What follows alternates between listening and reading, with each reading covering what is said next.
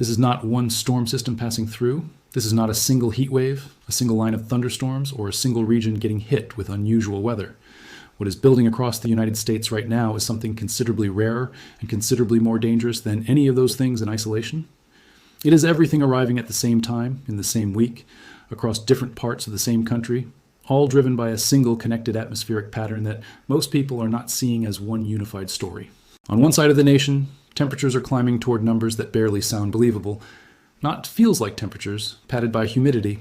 Actual air temperatures, 110 degrees, 115 degrees in some locations.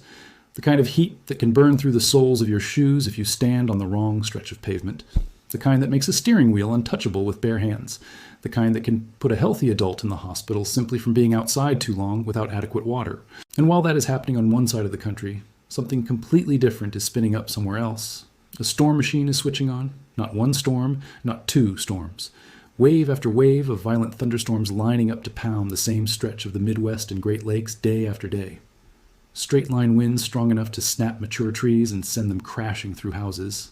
Hail falling from the sky the size of golf balls. And tornadoes, real ones, the kind capable of leveling a house in seconds.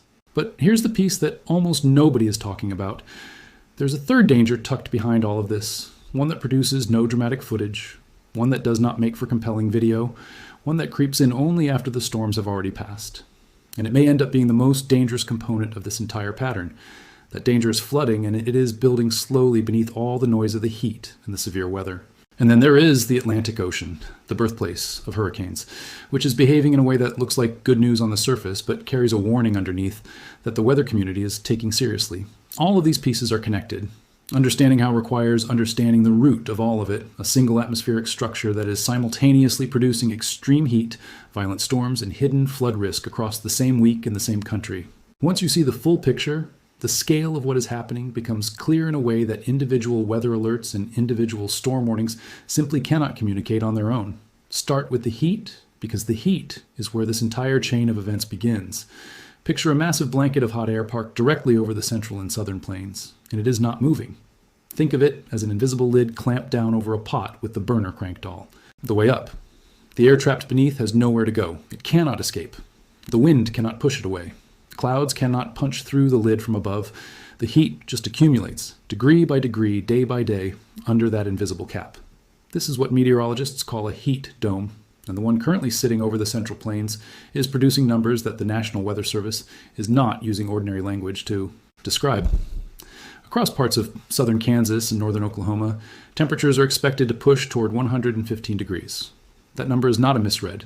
It is not an outlier from a single malfunctioning sensor. It is the consensus of multiple modeling systems, and it represents a level of heat that crosses from uncomfortable into genuinely life-threatening. 115 degrees is not just a hot afternoon.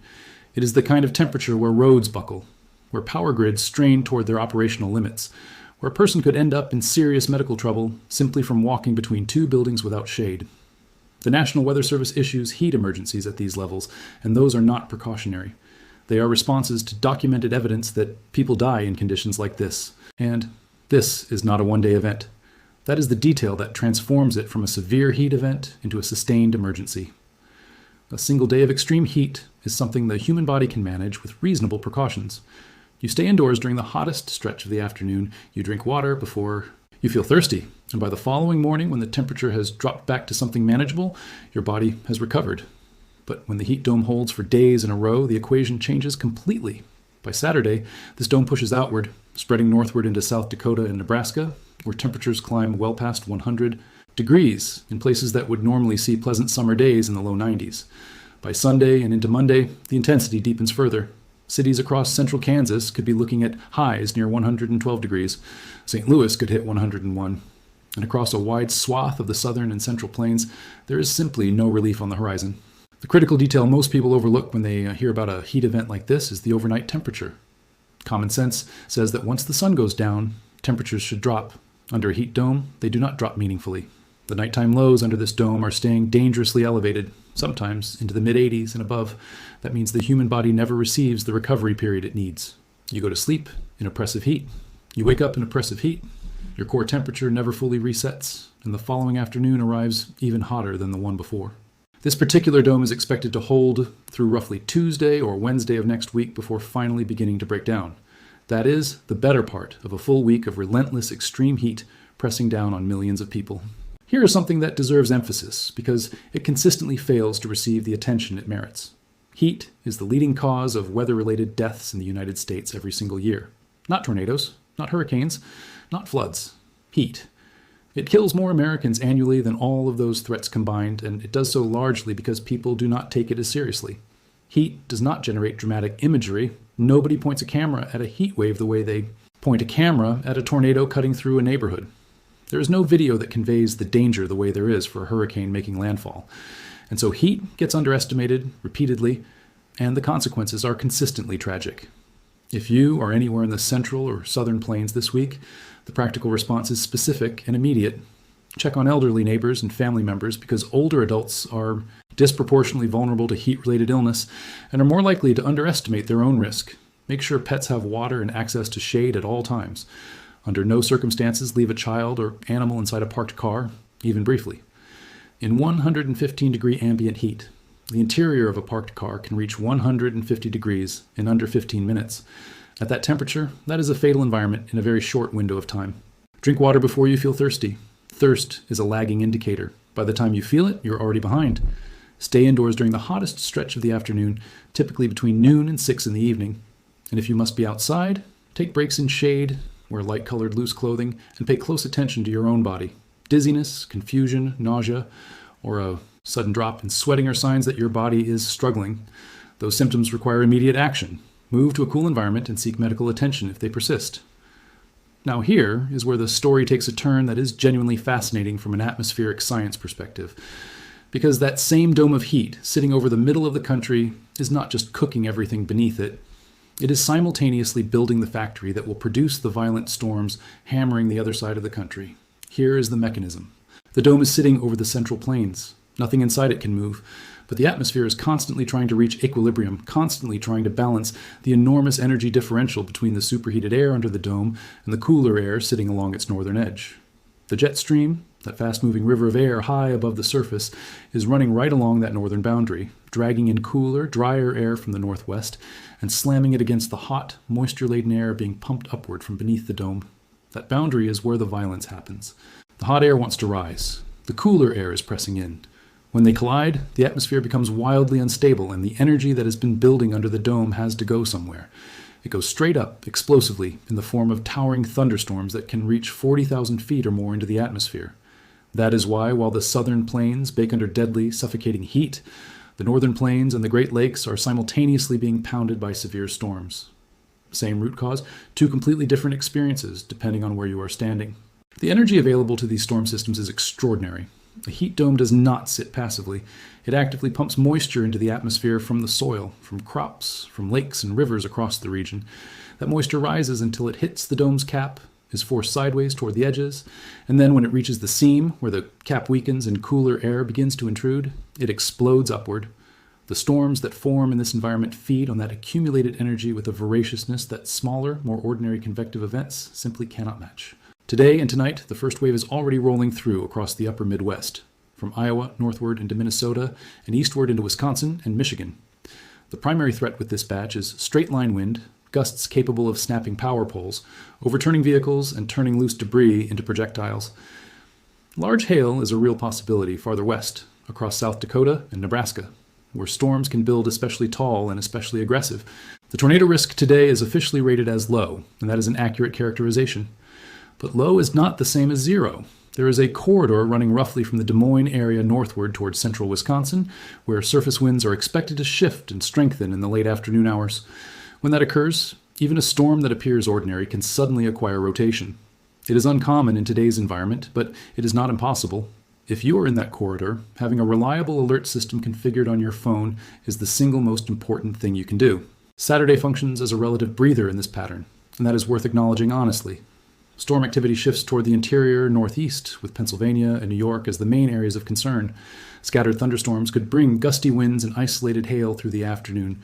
There's a narrow window in the late afternoon where a brief, quick-spin tornado somewhere in central or eastern Pennsylvania is not completely off the table, but the overall threat level Saturday is lower than surrounding days. And then there is Sunday. Out of every day in this forecast, Sunday carries the highest potential for something significant. And significant needs to be defined precisely because this is not a case of generating concern for its own sake. The atmospheric ingredients for a major severe weather event are genuinely coming together in a way that multiple independent modeling systems are confirming. Here is the specific setup that is making forecasters pay close attention. By Sunday, both the winds high in the atmosphere and the winds close to the surface are expected to strengthen and shift direction. Upper level flow is moving from a northwesterly direction to a more westerly orientation. That shift matters enormously because of what it does to the rotational potential in the atmosphere. When upper level winds come from the west, while lower level winds come from the south, the atmosphere begins to rotate with height. That rotation, the difference in wind speed and direction between the upper and lower atmosphere, is called wind shear. And it is precisely what the most dangerous category of thunderstorm, a supercell, requires to form and sustain itself. A supercell is not just a large thunderstorm. It is a thunderstorm that carries its own self-sustaining rotating engine at its core, a circulation called a mesocyclone, and it is capable of producing very large hail, destructive winds, and strong, long-track tornadoes. The atmospheric conditions shaping up across the upper Midwest on Sunday are being described by experienced forecasters in terms that indicate this is not an ordinary day's risk. The amount of thermodynamic energy available to fuel storm development across parts of Minnesota and Iowa on Sunday could be enormous. In atmospheric science, this energy is measured in CAPE units, convective available potential energy, and the values being modeled for Sunday afternoon across the northern plains are the kind that experienced forecasters describe with phrases like loaded and primed. The atmosphere in these situations does not need much of a trigger for storms to develop. A subtle boundary, a change in the wind, the afternoon heating cycle on its own, can be enough to kick the whole system into motion. Here is roughly how Sunday could unfold. The morning may start relatively quiet, possibly with a few scattered showers that feel innocuous. That quiet should not be mistaken for safety, because the real activity in an environment like this typically arrives in the afternoon. The first supercells could develop during the early afternoon across the northern portions of Wisconsin. In southern Minnesota, as the afternoon progresses into evening, additional storms may fire and eventually begin to merge, organizing into a longer line of thunderstorms that marches eastward through the evening and into the overnight hours.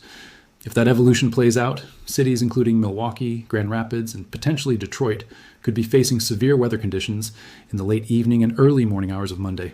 And that specific timing creates a problem that deserves its own conversation. Overnight severe weather is one of the most consistently underappreciated dangers in all of meteorology. During daylight hours, a severe weather event provides multiple layers of warning that most people take for granted. You can watch the clouds darken and take on that distinctive appearance. You can see the sky turn that unsettling greenish tint that experienced storm watchers recognize instantly. You can see rotation developing in a storm's wall cloud. Your own senses are engaged in providing real-time information that informs your response. After midnight, none of that exists. The sky is dark. You cannot see anything. The only information available is sound, and by the time you hear wind howling against your windows or a roaring sound that you should not be hearing, the margin for safe response has become very small. People are asleep. They may sleep through warning sirens. If their phones are not configured to receive wireless emergency alerts, they may not know a tornado warning has been issued for their specific location until the storm is already on top of them. This is why the preparation window is right now, today, before Sunday arrives. Check your phone's emergency alert settings and verify that wireless emergency alerts are enabled. Locate a weather radio if you own one and install fresh batteries. Know before Sunday night where you would go in your home if you needed to shelter at 2 in the morning. A basement is the safest option. An interior room on the lowest floor, away from all windows, is the next best choice. Have a plan in place before you need it, because deciding in the dark, half asleep, with the power already out and a storm bearing down is not when you want to be making those decisions for the first time. Looking at Monday and the early part of next week, the storms that run through the system day after day produce a secondary hazard that develops quietly, without dramatic imagery, without warning sirens, without the theatrical signals that prompt people to seek shelter. That hazard is flooding. When repeated rounds of thunderstorms move through the same geographic corridor over multiple consecutive days, the soil saturates. Drainage systems reach capacity. Rivers and streams that absorb the first storm and the second storm and the third storm begin to overflow their banks after the fourth. Creek beds that were barely carrying any flow at the beginning of the week can become raging channels within hours. And the water that would have simply drained into dry ground in the first days of the pattern now has nowhere to go except downstream into neighborhoods, onto roads, and into structures. Flash flooding in particular has a well-documented and persistent tendency to catch people off guard in ways that other weather hazards do not. The mechanism is simple. Flash flooding typically develops fastest in the specific locations where it is most dangerous, in low-lying areas, near creek beds and underpasses, on roads that cross drainage channels. The water can rise from dry pavement to impassable conditions in a matter of minutes, and the most consistently lethal decision that people make in flood situations, the one that accounts for the majority of flood-related fatalities every year, is attempting to drive through flooded roadways. Water as shallow as 12 inches, moving with any real current, can sweep a standard passenger vehicle off a road. Water at 18 to 24 inches can carry away SUVs and pickup trucks. The road surface beneath floodwater is invisible. You cannot see whether it is intact, whether it has been undermined, whether the shoulder has washed away. You cannot judge the water's depth accurately from inside a vehicle, and by the time a driver realizes the water is deeper than expected, the current has often already committed the situation to an outcome beyond the driver's control. Turn around, do not drown. That phrase is a cliche in weather communications. It is a cliche because it is one of the few pieces of life safety advice in meteorology that is both completely simple and completely supported by the data on where people die in flood events. Late in the week and into the weekend, a sharp cold front is expected to push through behind the system. The temperature change associated with this front is going to be dramatic enough that in some parts of the northern plains, the shift from extreme heat to significantly cooler air could feel almost disorienting. Temperatures that were in the triple digits earlier in the week could drop by 40 or 50 degrees in the span of a day or two. For farmers in the northern growing regions, that kind of rapid temperature drop at this point in the growing season warrants attention, even if the current guidance does not indicate temperatures falling all the way to a hard freeze. And then there is the Atlantic Ocean and the hurricane season that is not behaving like a typical hurricane season. Right now, the Atlantic is quiet, not mildly quiet. Unusually, almost eerily quiet for this point in the summer, when meteorological conditions typically support the development of at least some tropical activity. Waves rolling off the coast of Africa that would normally provide the seeds for developing tropical systems are being shredded before they can organize. The disturbances that form briefly over the warm Atlantic waters are failing to achieve any kind of coherent structure. On the surface, this looks like good news for every community along the Gulf Coast and the East Coast. The explanation is a strengthening El Nino pattern in the Pacific Ocean. El Nino refers to an anomalous warming of the central and eastern Pacific, and one of its most reliable downstream effects is an increase in wind shear over the Atlantic basin during hurricane season. Wind shear is the change in wind speed and direction with altitude, and for a tropical system trying to develop and intensify, strong wind shear is essentially a fatal condition. It tears the developing storm's vertical structure apart before the system can organize into something coherent. Every time a disturbance tries to spin up over the Atlantic right now, the shear rips it apart within hours or days. But here's the catch that the weather community is watching carefully. All of that warm water in the Atlantic is not going anywhere. The ocean has been absorbing solar energy all summer, and because no storms have come along to churn the water and release that stored heat to the atmosphere, the sea surface temperatures in the Atlantic have been building steadily. The warm layer is deep, in some parts of the basin far deeper than usual for this time of year. The energy reservoir sitting beneath a relatively quiet Atlantic surface is larger than it would be in a season where storms were developing and dissipating normally. What happens if, later in the season, in September or October, the wind shear over the Atlantic finally relaxes enough for a storm to push through? That storm suddenly has access to all of that accumulated energy, and it can intensify with a speed that is extremely difficult to forecast accurately and extremely difficult for communities to prepare for adequately. The meteorological term for this process is rapid intensification, defined specifically as an increase in maximum sustained winds of 35 miles per hour or more within 24 hours. It is one of the most feared phenomena in tropical meteorology, precisely because it compresses the preparation and response timeline into a window that is sometimes inadequate for effective evacuation. History is consistent on this point. Some of the most catastrophic hurricanes in the record books developed in seasons that had been quiet for weeks or months before a single storm broke through the shear barrier and rapidly became something devastating. One storm is sufficient to qualify as a memorable hurricane season for every community that storm affects. The overall count for the season is irrelevant to the family whose home was in the path of the one that made landfall. The quiet Atlantic right now is not a reason to reduce preparedness. It is a reason to maintain it while the energy continues to build in the reservoir beneath the surface. Pull all of this together and a single underlying pattern comes into focus. The heat dome is the anchor. It is the root cause of everything else unfolding this week. The dome creates the extreme temperatures in the southern and central plains by trapping air and blocking any meaningful cooling. Its northern edge, where the trapped heat meets the cooler air being dragged in by the jet stream, creates the atmospheric instability that fuels the daily severe. Storm outbreaks across the Midwest and Great Lakes. Those daily outbreaks, repeated over the same terrain, build the flooding risk that develops quietly in the background.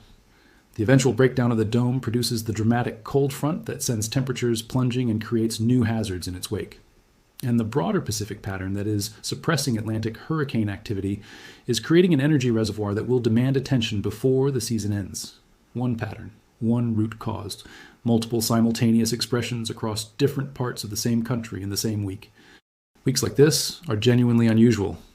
Most of the time, weather operates in a way that is more sequential than parallel. One system develops, one region deals with one threat, that system moves through, and conditions return to something more typical before the next system arrives. What is happening right now is different. The heat, the severe weather, the flooding risk, and the hurricane season context are all unfolding simultaneously, all connected, all demanding attention at the same time. For anyone in the central or southern plains, but the heat is the primary concern. Take it seriously in proportion to how seriously the data describes it. Stay hydrated, stay indoors during peak heating hours, and check on anyone in your life who may be more vulnerable. For anyone in the Midwest, the Great Lakes, and the Ohio Valley, the posture for the next several days is active awareness. Every afternoon and evening this week represents a window where conditions could shift quickly. Sunday in particular demands serious attention. Have your alert systems configured and your shelter plan ready before Sunday arrives, not during. For anyone tracking the tropics, a quiet Atlantic is not a safe Atlantic. Stay informed, stay ready, and understand that the energy currently building in the warm ocean does not dissipate on its own. It waits for the conditions that will let it be expressed. This is the week where paying close attention to the forecast genuinely matters in ways that most weeks do not. Stay with the updates as they come in. The details will continue to sharpen in the next 48 to 72 hours. And some pieces of this pattern will become clearer while others may shift in unexpected directions. The atmosphere is a system in motion. What it is setting up to do this week is the kind of thing that deserves the full, undivided attention of anyone who lives in its path. Let's go deeper on a few of these components, because the full picture has layers that matter practically. Start with the infrastructure dimension of the heat event. Electric grids across the southern and central plains are engineered with design load limits calculated from historical peak demand data. When temperatures push beyond that historical range, grids operate in margins they were not fully designed for. Transformers overheat. Transmission lines sag. Cooling systems at power plants become less efficient precisely when demand is highest. The compounding problem in a sustained heat dome is that peak electrical demand and peak infrastructure stress occur simultaneously for days on end. During a single-day heat spike, the system absorbs the demand because it was built with buffer. During a 5 or 6 day dome like this one, that buffer erodes by day 3 and 4, and the probability of localized outages increases measurably. Power outages during extreme heat are not merely inconvenient. For elderly residents, for people with medical equipment requirements, for families with young children in homes without adequate ventilation, a power outage in 115-degree heat can transition from a disruption to a life-threatening emergency within hours. Know where your nearest cooling center is located before you need that information urgently. Now expand the view on the severe weather component, because there is a geographic dimension to this week's storm threat that deserves more specific attention than a general warning about the Midwest and Great Lakes.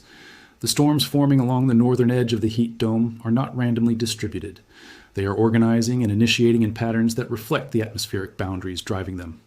And those boundaries are producing a specific kind of repeated storm track that creates what meteorologists sometimes call a training effect, where successive thunderstorm cells develop in approximately the same location and move along approximately the same path, producing repeated rounds of heavy rain over the same areas. Training thunderstorms are one of the primary mechanisms for flash flood production in the interior United States. Each individual storm might deposit 2 or 3 inches of rain over a given area. Under normal circumstances, that amount is manageable. The soil absorbs it. Drainage systems handle the remainder, and stream levels rise modestly before returning to baseline. But when the next cell follows the same path and deposits another 2 or 3 inches on top of already saturated ground, and then the next cell follows again, the cumulative effect can be catastrophic within a matter of hours. The areas most vulnerable to this kind of flooding in the current pattern are the communities that sit along the drainage corridors running roughly from southwest to northeast, across Iowa, southern Minnesota, and into Wisconsin. Small rivers and tributary streams in this region have relatively modest flood stages, meaning they do not require enormous rainfall totals to overflow their banks when the upstream watershed is already saturated.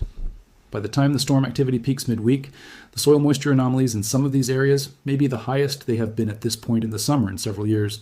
This matters for a specific practical reason. The decision to drive through flooded water is almost never made by someone who knows the flood is dangerous. It is made by someone who does not realize how deep the water is, how fast it is moving, or how quickly the road they can see in front of them disappears into a flooded depression they cannot yet see around the curve ahead. The most effective flood safety communication is not explaining the physics of why water is dangerous. It is getting people to make the decision not to drive through it before they are sitting in a car looking at water on the road with somewhere they feel they need to be. Make that decision now. If you encounter a flooded roadway this week, the road is closed, not advisory closed, not use your judgment closed, not probably fine if you go slow closed. Closed. Turn around. Find another route, or if none exists, wait. No appointment, no destination, and no schedule is worth the risk that floodwater carries for vehicle occupants. Now let's give the tornado component the specific attention it deserves for Sunday, because this is the day where the ceiling on potential outcomes is highest and where understanding what you are watching for matters most. The supercells that could develop Sunday afternoon are not the most common type of thunderstorm. The vast majority of thunderstorms people experience in the Midwest are ordinary convective cells, some of them severe enough to produce damaging winds or hail, but without the organized rotating structure that defines a supercell. What makes Sunday different is the specific combination of ingredients coming together. Meteorologists use a framework that identifies three primary factors for severe thunderstorm and tornado potential: moisture, instability, and shear. Moisture provides the raw material, the water vapor, that condenses and releases energy as storms build. Instability describes how eagerly the atmosphere will allow air parcels to rise once they are lifted, which controls how explosive storm development is when it begins. And shear is the change in wind speed and direction with altitude that provides the rotational momentum that supercells exploit. On most days in summer, you get some moisture and some instability, but limited shear, which produces ordinary convective storms. What Sunday is setting up is a day where all three factors are elevated simultaneously. The moisture streaming northward ahead of the cold front is substantial. The instability under the heat dome's northern edge is being forecast at values that are genuinely large. And the wind shear, as the upper-level jet strengthens and shifts direction, will be providing exactly the kind of rotational potential that supercells need. When these ingredients come together this completely, experienced forecasters move from monitoring mode into active preparation mode. And that is where this Sunday's setup stands as of now. If supercells do develop and produce tornadoes on Sunday, the most likely time window for the initial tornado threat is the afternoon before storm consolidation begins. Once storms merge into a linear system later in the day, the tornado threat typically transitions to a damaging wind threat, but the organized wind damage potential of a strong squall line is not a lesser concern, simply a different one. The specific actions that significantly increase the odds of surviving a tornado in a residential structure are straightforward. Being awake and alert is the most important factor, which is exactly why the overnight timing of the later Sunday storm activity creates its compounding risk. Interior locations away from windows eliminate the primary source of injury in most tornado events, which is flying debris and broken glass, rather than structural failure. The lowest floor of any structure is safer than upper floors. A basement is the gold standard. If no basement is available, an interior bathroom or closet on the lowest floor is the next best option. Know this before Sunday arrives, not at midnight with the power out and a tornado warning on your phone. The Atlantic situation also deserves one more layer of examination, because the quiet hurricane season narrative can create a false equivalence between a temporarily suppressed season and a benign one. Historical seasons that produced only one or two named storms still produced significant disasters when those storms struck populated coastlines. Hugo in 1989, Opal in 1995, Charlie in 2004, all occurred in seasons where the overall activity was not especially remarkable by historical standards. What made them remarkable was where they went and how intensely they developed before arrival. The current season's suppression by wind shear does not eliminate the possibility that a single system, finding a brief window of reduced shear in September or October, could develop rapidly over a warm Atlantic and track toward the Gulf Coast or East Coast with limited preparation time. The rapid intensification potential is actually higher right now because of the depth and temperature of the warm water sitting beneath the Atlantic surface. A storm that might have moved through more mixed and cooler water in a previous season has access in this season to an unusually deep thermal reservoir. People living along hurricane-prone coastlines who have been watching a quiet season and concluding their preparation work can wait, should reconsider that posture. The season is not over, the energy in the Atlantic is not gone, and the gap between a quiet stretch and a significant tropical threat can close in 24 to 48 hours when conditions align. Know your evacuation zone. Know your route. Have your kit assembled or know where to quickly assemble it if a rapid evacuation becomes necessary. That preparation does not require believing a specific storm is coming. It requires recognizing that a specific storm could come with less notice than usual given the current setup. All of these threads, the heat, the severe weather, the flooding, the cold front, and the Atlantic, pull together into one picture when viewed from sufficient altitude. The atmosphere is reorganizing itself this week in response to a specific large-scale pattern, and the reorganization is producing multiple simultaneous expressions of that pattern across different parts of the country.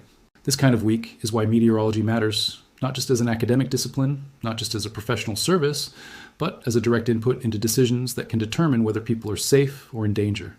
The gap between knowing a severe weather outbreak is possible and not. Knowing it is the gap between having a plan in place and not having one. It is the gap between checking your phone alerts before going to sleep on Sunday and not checking them. It is the gap between deciding now not to drive through flooded roads and making that decision in the moment while sitting in a car with water rising around the wheels. This week has more simultaneous moving parts than most weeks. The data behind each of those parts is real and is being communicated by forecasting agencies with genuine expertise and genuine accountability. The heat is not hypothetical. The severe weather risk is not speculative. The flooding potential is not a worst-case scenario buried in the fine print. These are the central forecasts emerging from the available data, and they deserve to be taken with full seriousness by anyone in the affected regions. Know what is coming. Have a plan. Use the time that is still available before these threats arrive, because the time to prepare is always before the storm.